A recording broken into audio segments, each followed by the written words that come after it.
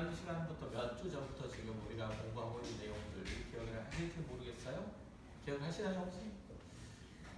몰라도 감사하고 알아도 감사하고 그렇습니다. 혼인 관계 속에서 이제 하나님과 우리의 관계, 하나님께서 처음 창조하신 것들이 결국은 하나님의 재창조, 완전한 그 주님께서 구원하시는 역사의 그림자 그렇게 우리들에게 주신 것이고, 또 그 하나님의 재창조의 역사들은 우리의 사람의 형편과 상황과 상관없이 하나님의 주도적인 주권에 의해서 움직여진다 라는 얘기들을 지금 하고 있는 중에 있습니다. 그리고 이제 그 부분들에 대해서 창조, 창세기 내용과 그리고 출애굽기의 내용들 이런 부분들을 함께 가면서 공부를 하고 있는데요. 어쨌든지 하나님께서 처음 창조하셨을 때에 하나님의 신의 수면 위를 이제 운행하시는 모습, 그죠? 운행하시는 그 모습이 무엇과 많이 닮았다? 우리 잘 아는 것처럼 이제 하나님께서 노아의 홍수를 주시고 그 홍수의 과정들을 통해서 그 하나님께서 세우신 창조하신 그 창조의 세계를 재창조하시는 일들, 구원의 사역들을 이루어가시는데 그 홍수 사건 이후로 하나님께서 이 물, 그러니까 땅에 쏟아진 물들을 물리시는 방법, 이게 이제 무엇과 많이 닮았었죠? 하나님께서 처음 창조하셨을 때에, 그죠? 물이 물러가고 묻이 드러난 그런 모습과 많이 닮았더라. 그리고 출애굽기에서 홍해를 갈라질 때 그 모습도 역시 마찬가지로 하나님께서 처음 창조하셨을 때의 그 모습과 많이 닮아 있더라 라는 얘기를 했었던 거죠.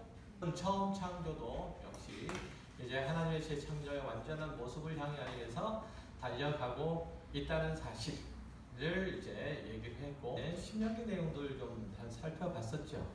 네. 마치 그죠? 신명기에서 하나님께서 그를 이제 이스라엘 백성들을 마치 모 가운데서 황무지 가운데서, 그죠? 황무지 가운데서 짐승이 부러지는 광야에서 이스라엘 백성들을 만나시는 것처럼 그렇게 만나셨다라는 얘기들. 그래서 우리 신명기 32장 10절 읽었었나요? 그죠? 읽었었잖아요. 네, 읽었어요. 신명기 32장 읽으면서 그때 이제 사용됐던 몇 가지 단어들, 너플거리라는 그 단어 자체가 무엇을 의미하는지, 그게 어떤 의미라고 그랬죠? 너플거리다라는 단어가 라하프라는 단어인데, 그죠? 이게 이제 창세기 1장 2절에서 나오는 하나님의 신이 수면 위를 운행하다라는 그 단어와 사실은 다른 단어다, 똑같은 단어다.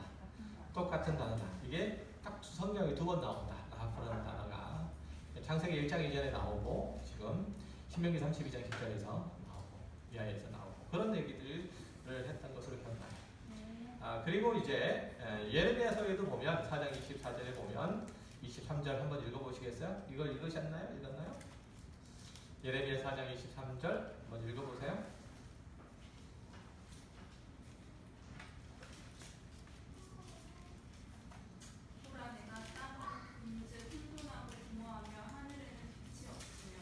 지금 어떤 장면을 지금 묘사하고 있는 거죠? 어떤 장면들? 그러니까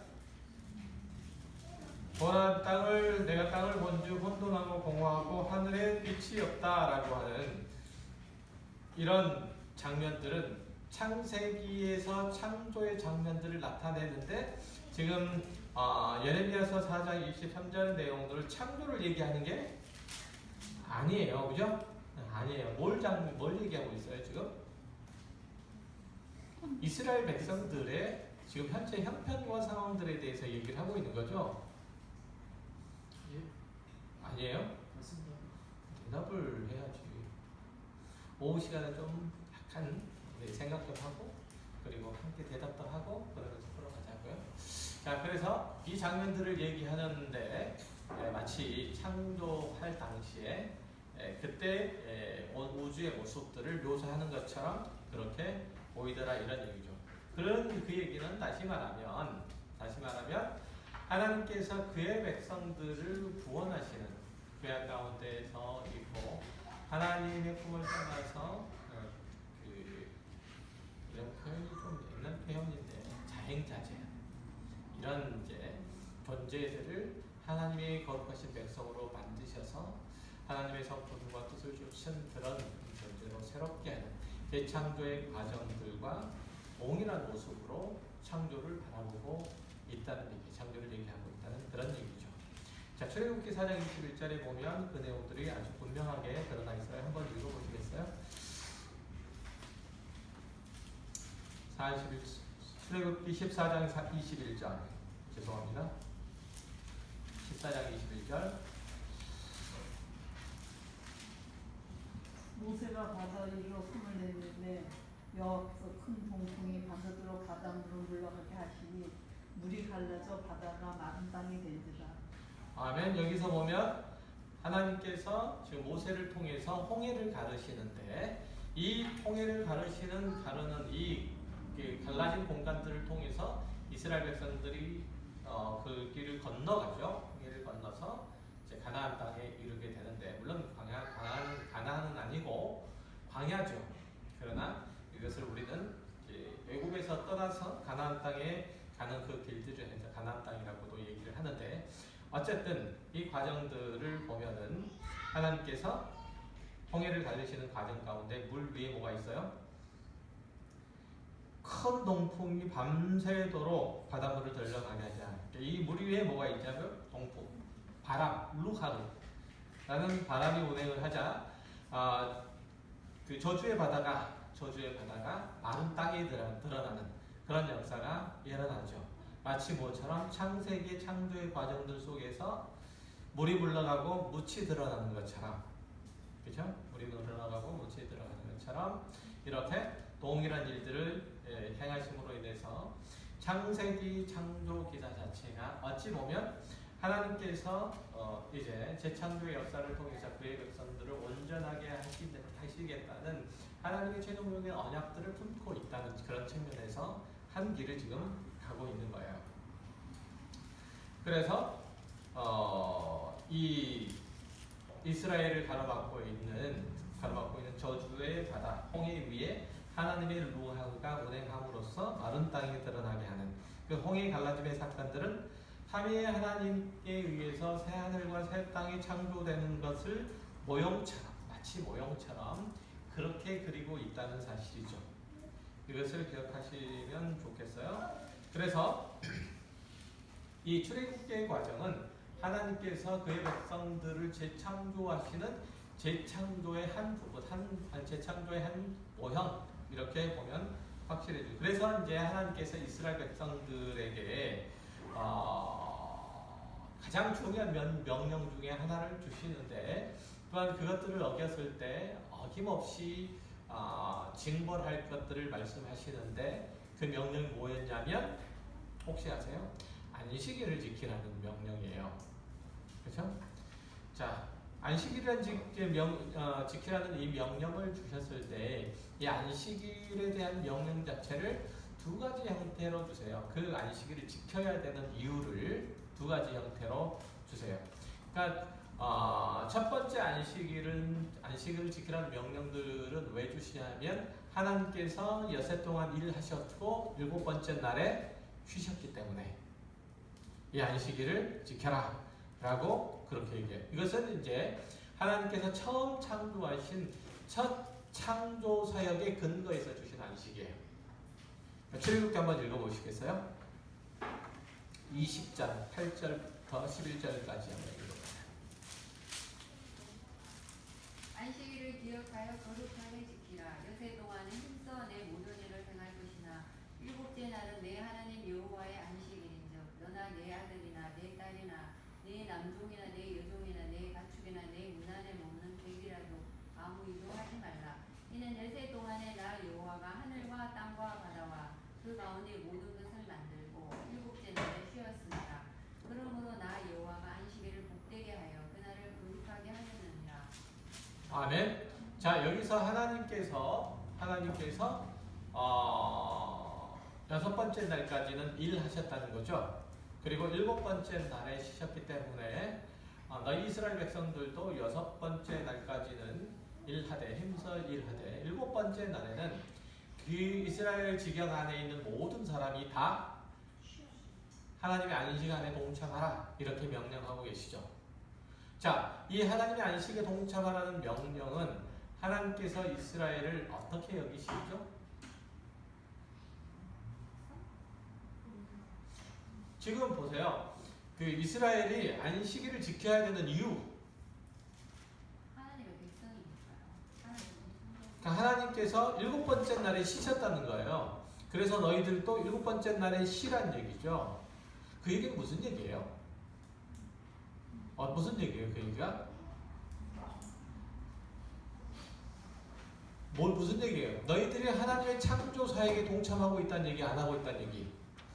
하고 있다는 얘기잖아요. 그 얘기는 너희들이 하나님의 창조 사역에 동참하고 있는 하나님의 자녀의 백성이라는 사실들을 얘기를 하고 있는 거예요. 그러니까 이스라엘 백성들이 6일 동안 열심히 일하고 일곱 번째 날에 쉬는 것은 하나님께서 창조 사역을 하실 때 그렇게 하시는 것처럼 그 하나님의 창조 사역의 내용들을 받들어서 이스라엘 백성들은 그 하나님의 창조 사역을 지금 이어가고 있는 셈입니다. 또 다른 어떤 의미에서는 이해되세요? 그런 의미에서 지금 이스라엘 백성들이 여섯 번째 날에 쉬는 거예요. 그 창조 사역의 명령들을 지금 받들고 있는 장면이에요. 한 구절 더 찾아볼게요. 신명기 5장 12절부터 15절 한번 읽어보시겠어요?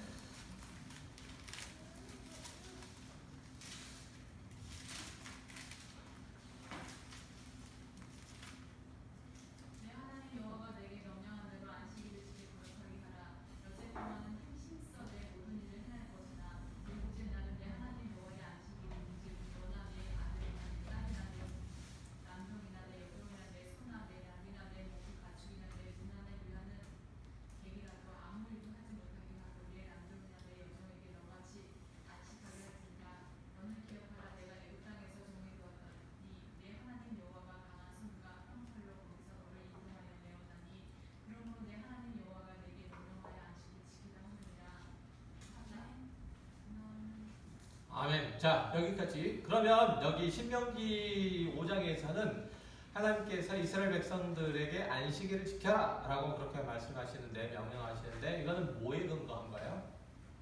근거가 뭐예요? 지금 그 출애굽기에서는 창조를 근거로 한 거예요. 그렇죠? 그리고 신명기에서는 뭘 근거로 한 거예요? 출애굽. 즉 다시 말해서 하나님의 구원. 그죠? 하나님의 구원 사역을 근거로 쓰시는 거죠.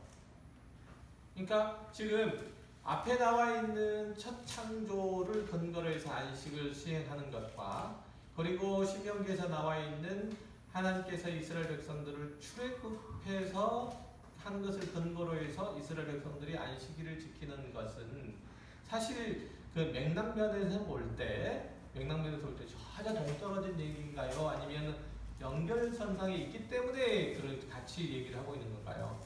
전혀 다른 게 아니죠.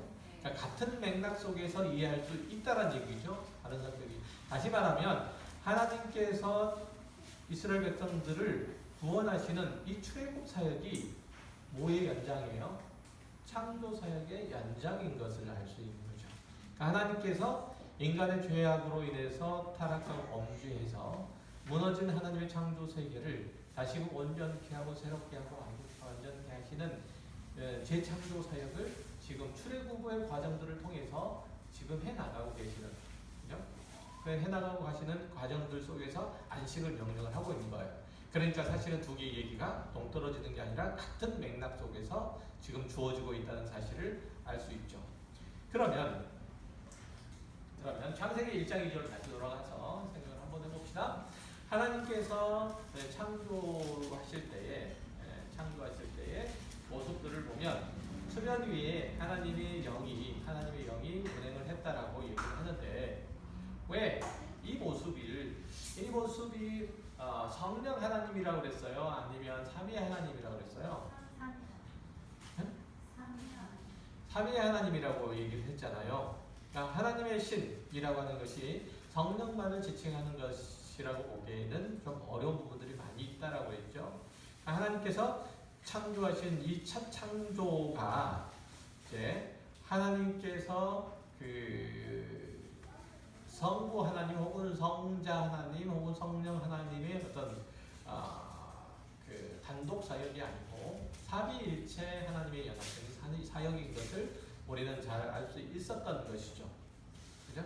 그러니까 거기서 보면 자 하나님께서 그 이게 수면 위를 운행하시는 그 삼위 그 하나님의 신이 삼위의 하나님인 것은 첫 창조 하나님께서 처음 창조하신 그 창조가 하나님의 백성들을 구원하시고 그 구원하신 그 하나님의 백성들을 새 하늘과 새 땅 가운데 들여보내시는 어떤 그 완성들을 모형으로 담고 있는 그런 것이라면 당연히 그 일들을 계획하시고 실행에 옮기시고 완성시키는 모든 것들도 역시 마찬가지로 삼위일체 하나님의 사역이어야만 하는 거예요.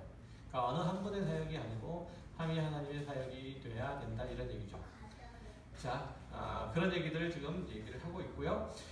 자, 그러면 우리가 이제 좀 더 기억을 좀 더 살펴봐야 될 것들은 뭐냐면 하나님께서 그 창조 사역 혹은 구원 사역을 이루어 가시는 모든 과정들 속에서 하나님, 그러니까 성부 하나님이나 혹은 성자 하나님 단독으로 사역하지 않으시고 삼위일체적인 하나님의 사역들이라고 하는 것들을 통해서 드러내고자 하는 것들이 뭘까라고 하는 부분들 좀 생각을 해봐야 될 필요가 있는 거죠. 히브리서 찾아보시겠어요?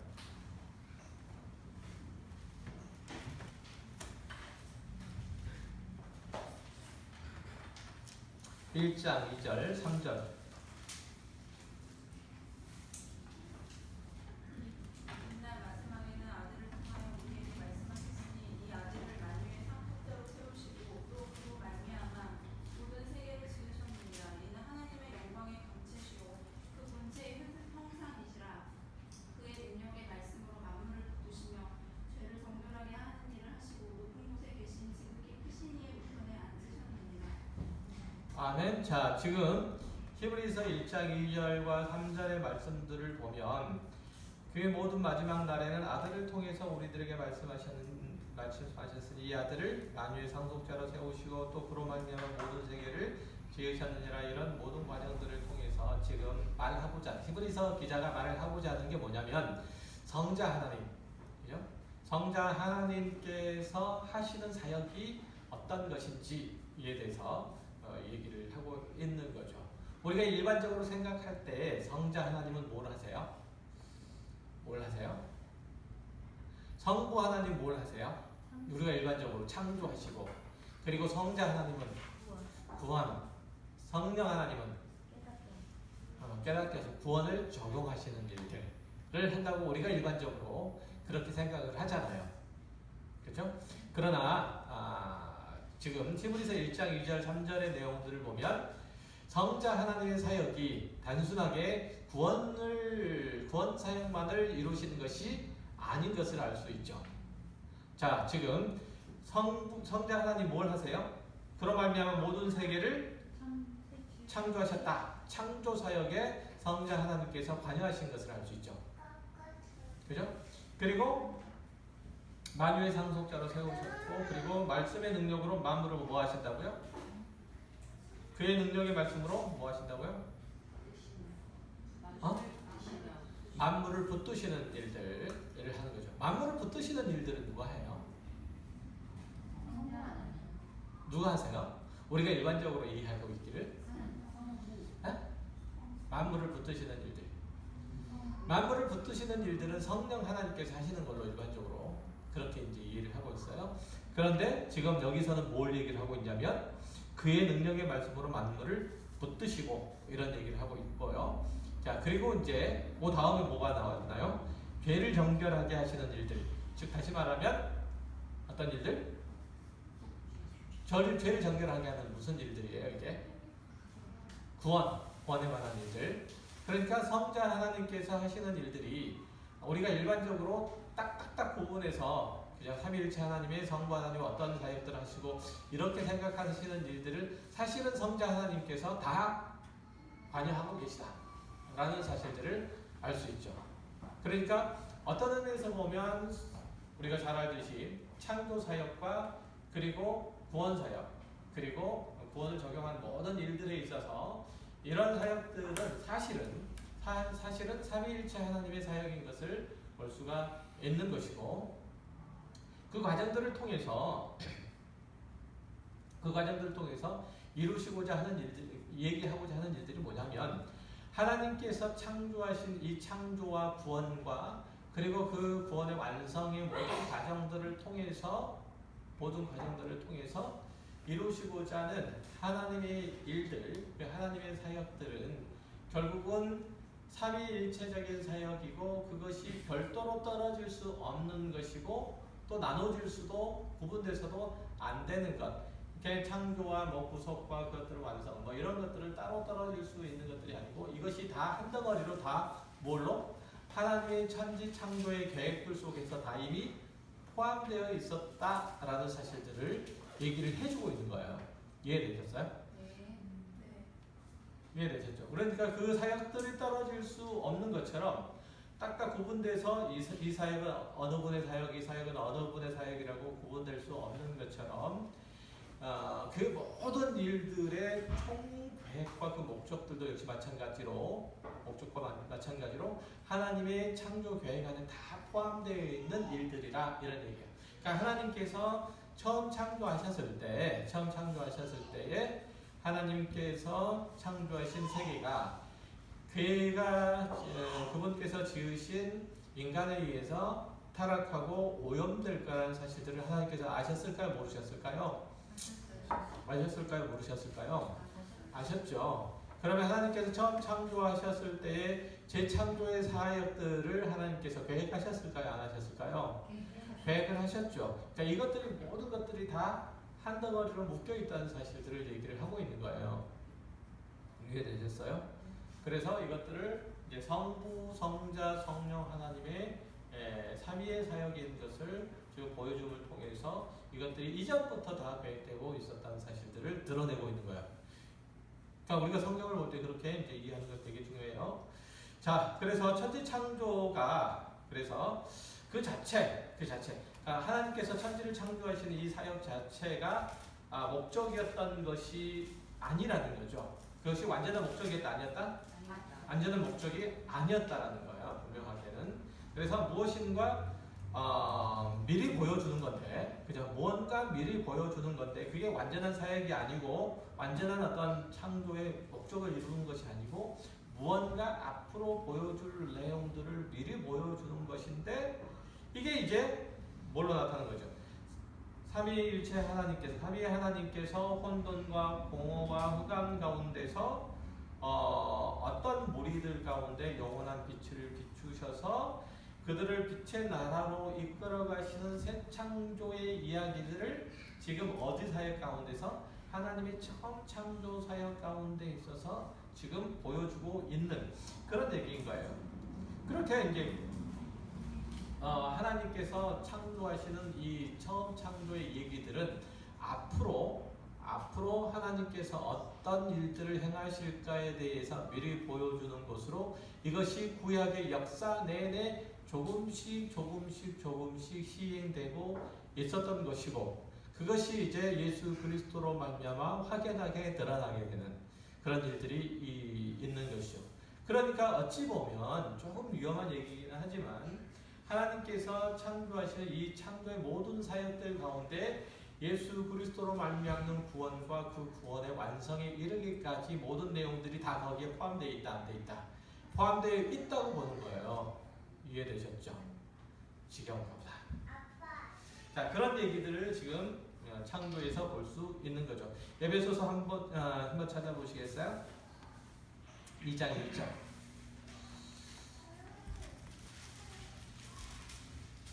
그는 소물과 죄로 죽었던 너희를 살리셨도다. 그때 너희는 그 가운데서 행하여 이 세상 풍조를 따르고 공중의 권세 잡은 자를 따랐으니 곧 지금 불순종의 아들들 가운데서 역사하느니라.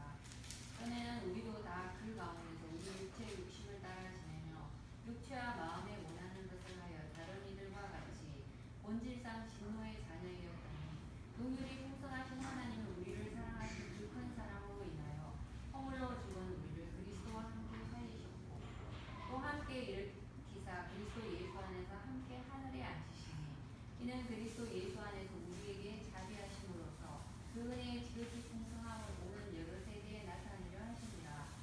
아멘. 거기까지요. 자, 그러니까 허물과 죄로 인해서 죽었던 너희들, 불순종의 상태에 있는 자들을 하나님께서 예수 그리스도를 통해서 구원하셨다는 얘기들인데 이걸 이제 다른 말로 얘기하면 혼돈과 공허와 흑암 가운데 있는 자들 가운데 빛이 비쳤다 라는 얘기로 이해할 수 있나요, 없나요? 있어요. 있잖아요. 앞에서 그 얘기 다 했었던 것이죠. 그죠? 그러니까 그 얘기들을 하고 있는 거고, 그래서 하나님께서 지금 당신의 백성들을 하나님의 은혜로 구원해 내실 것을 지금 구약으로부터 시작해서 신학에 이르기까지 차근차근 드러내고 계시는 거예요. 그러니까 허물과 죄와 불순종 가운데 있었던 너희들을 하나님께서 구원하셨다는 얘기나, 하나님께서 흑암과 공허와 그리고 혼돈 가운데 있었던 모든 세상을 하나님께서 창조하셨다는 그 얘기들이나 본질적으로 같은 의미로 볼 수 있는 거예요. 그건 아까도 봤었잖아요. 예레미야서 4장에서 읽었었던 얘기잖아요. 그렇죠? 그러니까 이스라엘 백성들이 죄악 가운데 있는 형편들을 마치 처음 창조하기 전의 세계의 모습처럼 그렇게 비유적으로 말씀하시는 것들을 통해서 그 상태가 어떤 상태였는지를 드러내 보여주는 거죠. 그렇죠? 그 얘기를 지금 하고 있어요. 그렇다면 지금 하나님께서 모세를 통해서 이스라엘 백성들을 광야의 황무지 가운데서 인도하셔서 이끌어내신 이것을 뭐로 표현하고 있죠?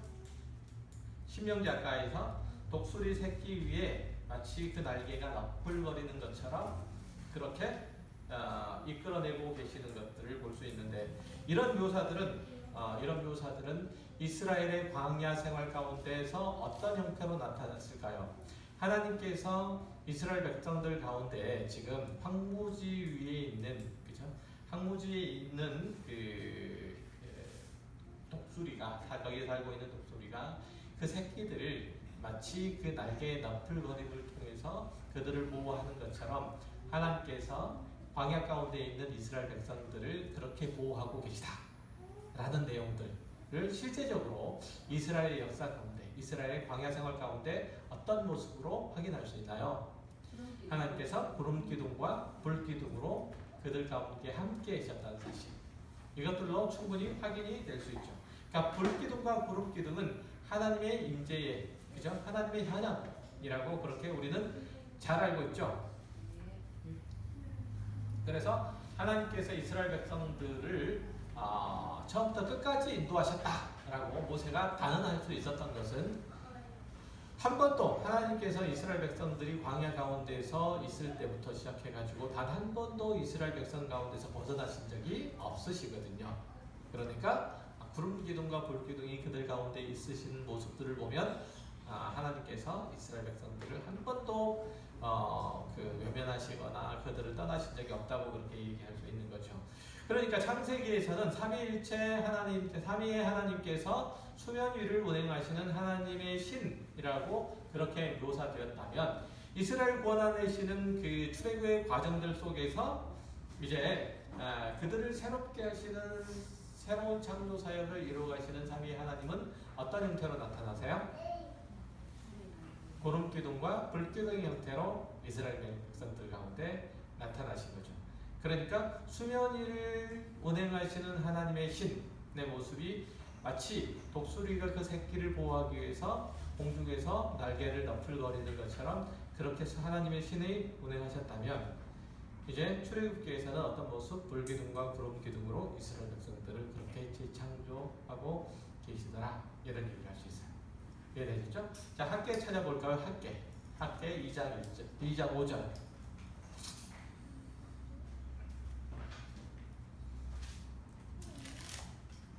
너희가 애굽에서 나올 때 내가 너희와 언약한 말과 나의 영이 계속하여 너희 가운데 머물러 있나니 너희는 두려워하지 말지어다.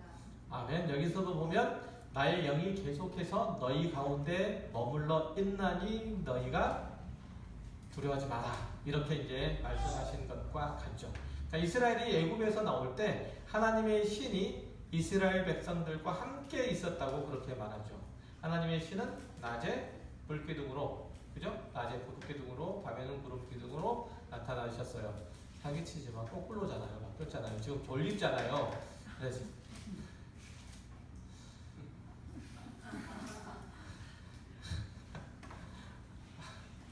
낮에는 구름기둥, 밤에는 불기둥. 이제 누가 낮에 구름기둥 더 뜨거워 죽겠는데 낮에는 불기둥이 아니고 낮에 구름기둥. 정체는 똑바로 우리 차립시다. 낮에 구름기둥, 밤에 불기둥으로 하나님께서 함께 하셨어요. 그것을 마치 이스라엘을 독수리 날개로 그렇게 덮어서 그렇게 보호하셨다라고 그렇게 말하고 있는 거죠. 이처럼 성경에는 하나님의 형상과 하나님의 영광, 하나님의 현현 이런 것들을 구름이나 불이나 바람 이런 형태로 드러내는 내용들이 사실은 되게 많이 있어요. 한번 찾아보시겠어요? 에스겔 3장, 10장, 3절, 5절.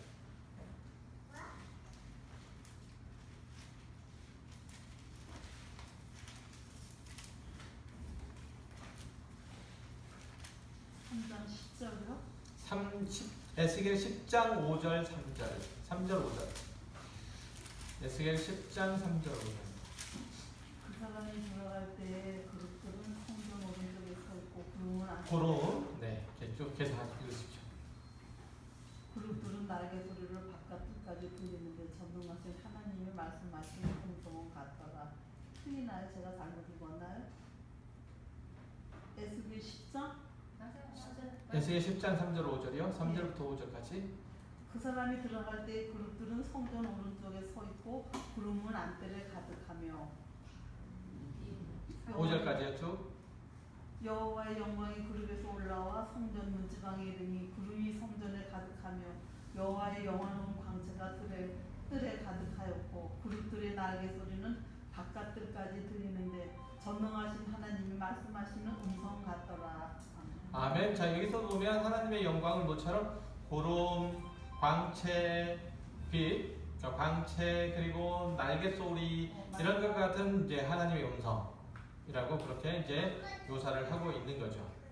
그러니까 성경에서 구름, 빛, 이런 것들, 소리 이런 것들은 하나님의 현현으로 그렇게 나타내되 모든 흑암과 공허와 혼돈을 물리치시고 당신들의 백성을 찾아오시는 하나님, 그 구원을 그 백성들을 구원하시기 위한 하나님의 계획을 찾아오심으로 우리는 그렇게 얘기를 할 수 있는 거죠.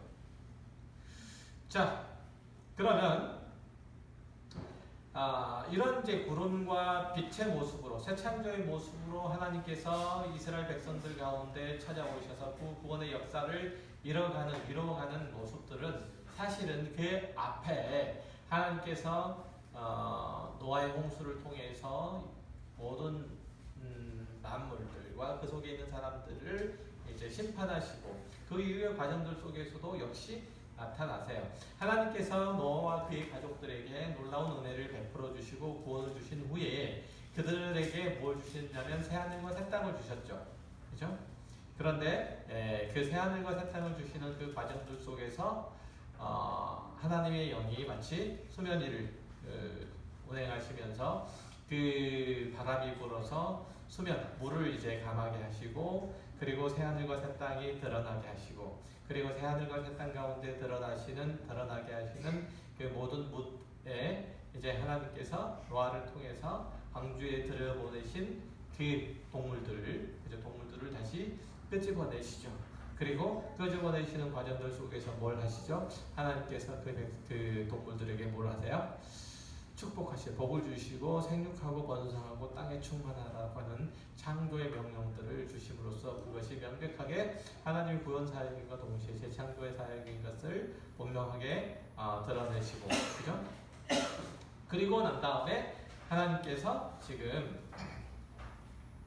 출애굽의 장면이나 홍해 사건이나 창조의 사건들이 그렇게 다 한 가지로 묶여 있는 것을 보여주시고 난 다음에 그 다음에 하나님께서 노아에게 어떤 언약을 맺으셨는데 언약을 맺으시는 그 언약의 이름을 우리는 뭐라고 불러요? 무슨 언약이라고 부르죠? 무지개 언약이라고 우리가 흔히 부르게 되죠. 하나님께서 이스라엘 백성들이 아니고 노아와 그의 가족들에게 더 이상 물로 심판하지 않으시겠다라는 그런 의미에서 이제 그 무지개 언약을 주시는데 이 활의 모습이 어느 쪽을 향해 올라가 있어요? 하늘을 향해서 올라가 있어요. 다시 말해서 이 언약은 하나님께서 친히 세우신 언약이되 그 언약을 어긴다면 어떻게 되겠다? 어떻게 되겠다? 마치 활 모양이 하늘을 향해서 날아가는 것처럼 그 언약을 어긴 것에 대한 저주를 하나님 당신께서 받으시겠다. 이런 얘기를 하고 계시는 거예요. 그러니까 사실은 이 무지개 언약 자체도 하나님의 은혜의 언약인 거야. 하나님의 주권적인 은혜의 언약이고 이 무지개는 뭘로 구성되어 있어요? 뭘로 구성되어 있어요? 수증기 또 수증기만 있으면 되지 않고 뭐가 있어야 되죠? 빛이 있어야 돼. 빛. 그러니까 구름과 빛으로 되어 있네. 이해되세요? 구름과 빛. 그러니까 뭐랑 비슷하죠? 하나님의 현현. 그렇죠? 불기둥과 구름기둥처럼 이렇게 나타나셨을 때 하나님의 현현들은 다 물론 구름이나 빛이나 그죠?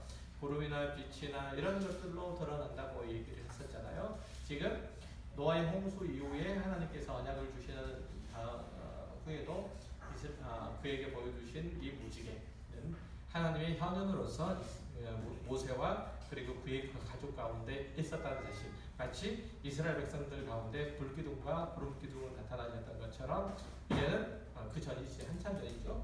그럼 노아와 그의 가족들 가운데서는 무지개를 통해서 그들 가운데 역사하고 계신 거예요.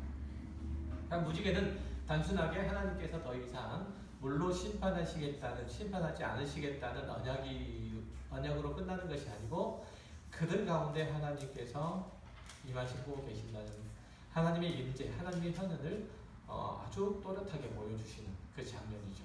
마치 이스라엘 백성들이 광야 가운데서 하나님의 임재 가운데 섰던 것처럼 그렇게요. 이해되시죠? 근데 우리는 아브라함의 언약을 잘 알고 있잖아요. 네네. 그것도 기억하고 있는데 그런데 새삼스럽게 또 이 무지개 언약이 또 필요했나 그러네요. 그러니까 무지개 언약이 새삼스러운 게 아니고 하나님께서 이제 무너진 세상을 다시 한번 창조하시고 창조한 세상 가운데 하나님께서 함께 하신다는 하나님의 언약의 내용들은 어찌 보면 타락했지만, 그러니까 타락하고 그리고 노아의 홍수 가운데 무너졌지만 그럼에도 불구하고 하나님의 형상을 아직까지 담지하고 있는 인간들 가운데 하나님께서 여전히 함께 하신다는 그 증거로서의 무지개 언약이고, 그것은 하나님께서 그의 구원하신 백성들을 구체적으로 부르신 아브라함의 언약과는 좀 결이 다른 그런 측면이 있어요. 결이 다른 측면. 그러니까 아브라함의 언약은 어떤 내용이죠? 생육하고 번성하고 땅에 충만한 창조. 그러니까 하나님께서 아브라함을 부르신 것은 하나님의 구원받은 백성들을 부르시는 아주 구체적이고 아주 실제적인 장면을, 그때부터 이제 하나님의 언약 백성이라는 개념들이 생기게 돼요. 그렇죠? 하나님의 언약 백성이라는 개념들. 그러니까 너는 내 것으로 불렀고 그렇게 내가 너를 조성한다라고 하는 사실들을 이제 아브라함의 언약에서 구체적으로 드러내 주신다면, 지금 무지개 언약, 즉 다시 말해서 하나님께서 너와 맺은 그 언약들은 하나님께서 이제 물로 심판하지 않으신다는, 다시 말해서 하나님께서 다시 이 세상을 흩으시고 다시 이루시는 그 재창조 사역들은 다시는 하지 않으신다는 그런 의미에서, 즉 다시 말하면 세상을 창조 이전을 다시 돌리시는 일들은 있다 없다, 그런 일들은 없다라는 그런 차원에서 지금 무지개 언약을 주고 계시는 거예요. 이해되셨으면 좋겠어요. 자, 그런 내용들을 얘기를 하는 거고, 그리고 이제 신약에도 보면 여기까지만 할게요. 신약의 내용들 다시 해야 되니까. 신약의 내용들도 보면 하나님의 현현들이 나타나요. 사도행전 찾아볼게요. 2장. 사도행전 2장 1절로 3절 말씀 한번 찾아보세요. 거기도 보면 하나님의 현현 부분, 하나님의 현현들이 나타나는데,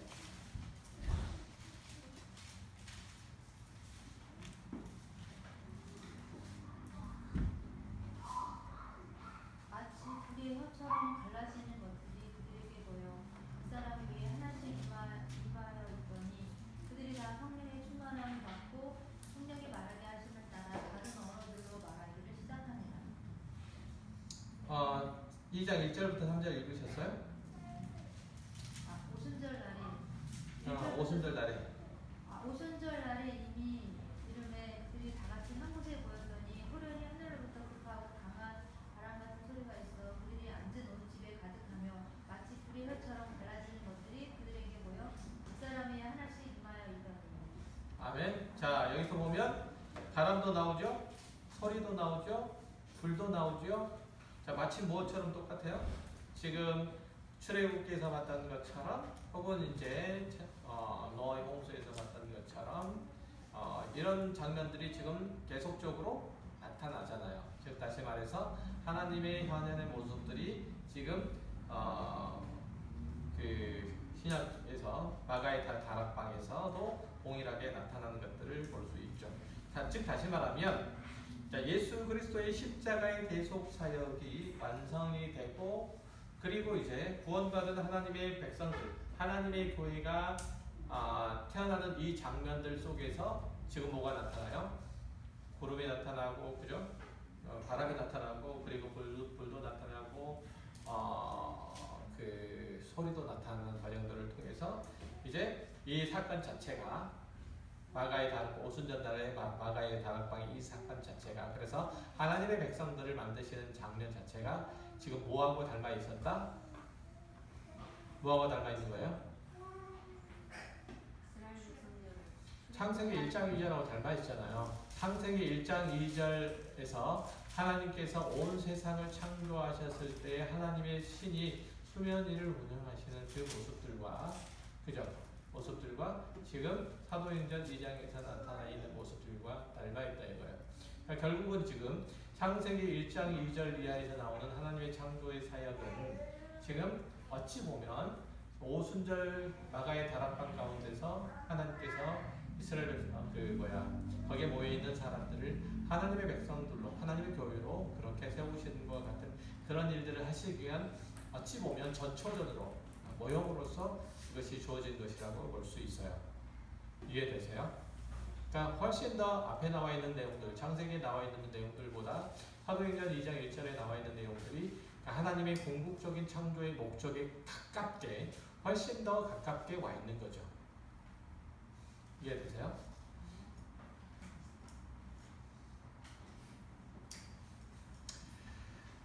기도하겠습니다.